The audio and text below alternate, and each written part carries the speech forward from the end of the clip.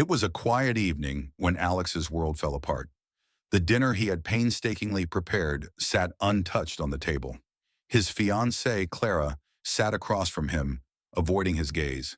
The room felt heavy, the silence sharp enough to cut through steel. "We need to talk," Clara finally said, her voice barely above a whisper. Alex looked up from his plate, his heart already sinking. "What's wrong?" he asked, though a part of him already knew. She hesitated, twisting the engagement ring on her finger. I, I've met someone else." The words hit him like a punch to the chest. "Someone else?" he echoed, his voice shaking. Clara nodded, her eyes glistening with unshed tears. "He's different. His name is Ethan. He's a billionaire, Alex. He can give me the life I've always dreamed of, the life we talked about but could never have." Alex stared at her, disbelief and heartbreak warring on his face. "So that's it? You're leaving me for his money?" "It's not just the money," Clara said quickly, though her tone lacked conviction. "He's kind, charming, and he can give me stability. I'm sorry, Alex, but I need more than this. More than us." She stood up, slipping the ring off her finger and placing it gently on the table. "I hope you can forgive me someday." And with that, she walked out of the door, leaving Alex alone with his shattered heart. For weeks, Alex struggled to move on. Everywhere he turned, there were reminders of Clara, their favorite coffee shop, the park where he'd proposed, the plans they'd made for their future. He tried to focus on his work, his friends, anything to distract himself, but the pain lingered like a shadow. Then came the news. A photo of Clara and Ethan splashed across every social media platform, the two of them laughing on the deck of a private yacht. Headlines painted a picture of glamour and wealth. Billionaire Ethan Carter's new flame, a love story for the ages. Alex turned off his phone and stared out the window, bitterness creeping into his chest. She had moved on, leaving him to pick up the pieces of a life they'd built together. But deep down he wondered, was she truly happy, or was she just playing a part in someone else's dream? Months passed, and Alex slowly rebuilt his life. He threw himself into his work, a small tech startup he had co-founded with his best friend Jake. The late nights and relentless effort paid off, and their company began to grow. For the first time in months, Alex felt a flicker of hope, a purpose beyond the pain Clara had left behind. One rainy evening, as Alex was wrapping up at the office, his phone buzzed. A message from an unknown number. "Can we meet? I need to talk." Clara. His heart skipped a beat. Clara, the woman who had shattered him, now wanted to talk. He stared at the message, a mix of anger and curiosity swirling within him. Against his better judgment, he replied, "What do you want?" The response came quickly. "Please, Alex. It's important. Tomorrow at 7 p.m., our old spot." The next evening, Alex arrived at the small cafe where he and Clara used to spend lazy Sunday mornings. The sight of her waiting at their usual table sent a wave of conflicting emotions through him. She looked different, tired, almost fragile, but her eyes still carried that spark of determination he once admired. "Alex," she began as he sat down, her voice trembling slightly. "Thank you for coming." "What do you want, Clara?" he asked, his tone sharp. She hesitated, wringing her hands. "I made a mistake." Alex raised an eyebrow, crossing his arms. "A mistake?"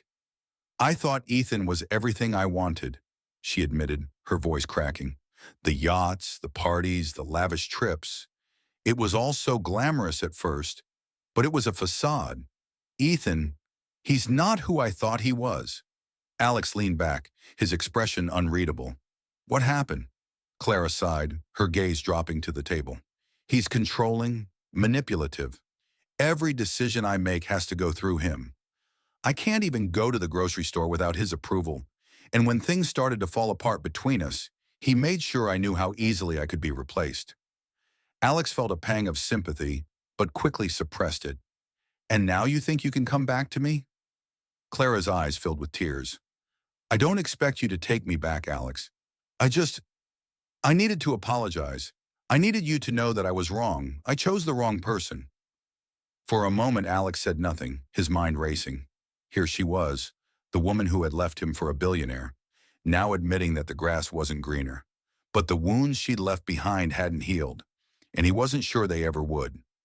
"Clara," he said finally, his voice steady, "I'm not the same person you left. I've moved on. You made your choice, and now you have to live with it." Her tears spilled over as she nodded. "I understand. I'm sorry, Alex, for everything." As she stood to leave, Alex watched her go, feeling a strange mix of closure and liberation. Clara had been his past, but his future was now his own. Alex didn't look back after his meeting with Clara. Instead, he threw himself even harder into his work, determined to prove to himself and to the world that he could thrive without her. His startup, which had once been a modest endeavor, began gaining attention in the tech world. Investors were calling, articles were being written, and Alex found himself at the center of a success story he hadn't anticipated. One evening, as Alex prepared for a major investors meeting, Jake burst into his office, holding up his phone. "You're not going to believe this," he said, his tone somewhere between amused and annoyed. Alex frowned. "What's going on?" Jake handed him the phone. On the screen was a tabloid headline: "Billionaire Ethan Carter's engagement canceled amid scandal." Below it was a photo of Ethan, his confident smirk replaced by a scowl, and Clara, looking visibly distraught. Alex skimmed the article. Ethan's company was under investigation for financial fraud, and his assets were reportedly frozen. Clara, it seemed, had been caught in the fallout. Jake chuckled. "Guess karma works faster than we thought." Alex handed the phone back, his expression neutral. "It's not my problem anymore." But as he walked to the meeting, Alex couldn't help but feel a strange sense of vindication.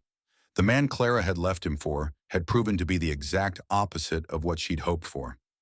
And while she had been chasing wealth and status, Alex had been building something real. A few weeks later, Alex received another message from Clara. This time, it was an email. "Alex, I know I have no right to ask for anything from you, but I'm in a bad place. Ethan's world is crumbling, and I'm caught in the middle. I feel like I'm drowning, and I don't know who else to turn to. Please, if there's any part of you that still cares about me, I need your help. Clara." Alex stared at the screen, his emotions a tangled mess. Clara's plea for help stirred memories of the love they once shared, but it also reminded him of the pain she had caused. Part of him wanted to ignore her, to let her face the consequences of her choices. But another part, a kinder, softer part, couldn't forget the woman he had loved. After hours of deliberation, he replied, "Clara, I hope you find the strength to navigate this on your own, but I can't be the person you lean on anymore. I've worked too hard to rebuild my life, and I can't risk going back to a place that nearly destroyed me. Take care, Alex." Hitting send, Alex felt a weight lift from his shoulders. For the first time, he realized he wasn't angry with Clara anymore. He didn't wish her harm, but he also knew she couldn't be part of his life. In the weeks that followed, Alex's company achieved a breakthrough, landing a deal that solidified their position as one of the most promising startups in the industry. At the celebration party, surrounded by friends and colleagues, Alex finally felt at peace. His journey had been painful, but it had also made him stronger, wiser, and more focused on the things that truly mattered. As he raised his glass for a toast, he smiled to himself. Clara's chapter in his life had closed, but a new one was just beginning, and this time, it was his story to write. Months passed, and Alex's life flourished. His company continued to grow, earning him recognition as a rising star in the tech industry. His days were filled with purpose, his nights with peace, and his heart with a quiet confidence he hadn't felt in years. One evening, as Alex was leaving an industry gala, he was approached by a journalist. "Mr. Hayes," she called out, her voice cutting through the chatter, "you've come a long way from where you started. Any advice for those chasing success?" Alex paused, thinking back on his journey. The heartbreak, the betrayal, the moments of self-doubt, and the quiet victories along the way. "Success isn't about chasing what others have," he said. "It's about building something real, something you can be proud of, and sometimes the hardest part is letting go of what no longer serves you." The journalist smiled, jotting down his words, and Alex walked away, feeling a sense of closure. One crisp autumn morning, as Alex sat in his favorite coffee shop, he noticed a familiar face. Clara stood by the counter, nervously stirring a cup of tea. She hadn't seen him yet, and for a moment, Alex considered leaving. But then he saw something different in her, a humility, a quietness he hadn't seen before. She looked up and met his gaze, her eyes widening in surprise. Tentatively, she approached his table. "Alex," she said softly. "Hi." "Hi, Clara," he replied, his voice calm and even. She hesitated, then gestured to the empty seat across from him. "Do you mind if I sit?" He nodded and she took the seat, clutching her cup tightly. "I just wanted to say thank you," she began, "for your email, for being honest with me. You were right. I needed to find my own strength, and I think I'm starting to." Alex smiled faintly. "That's good to hear. I'm glad." They talked for a while, reminiscing about the past, but without the weight of unresolved pain. Clara apologized again, and this time Alex felt her sincerity. There were no hidden motives, no expectations, just two people acknowledging the impact they had on each other's lives. As Clara got up to leave, she smiled. "You've done well for yourself, Alex. I'm happy for you." "Thank you," he said. "Take care, Clara." That night, Alex reflected on the encounter. Clara had been a significant part of his life, but she no longer held the power to define it. He had moved on, and so had she. For Alex, the future was bright. He had learned to trust himself, to value his worth, and to embrace the unpredictability of life.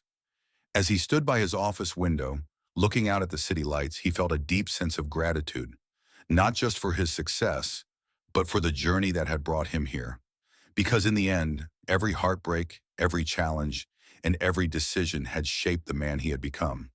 And that man was ready for whatever came next. The end.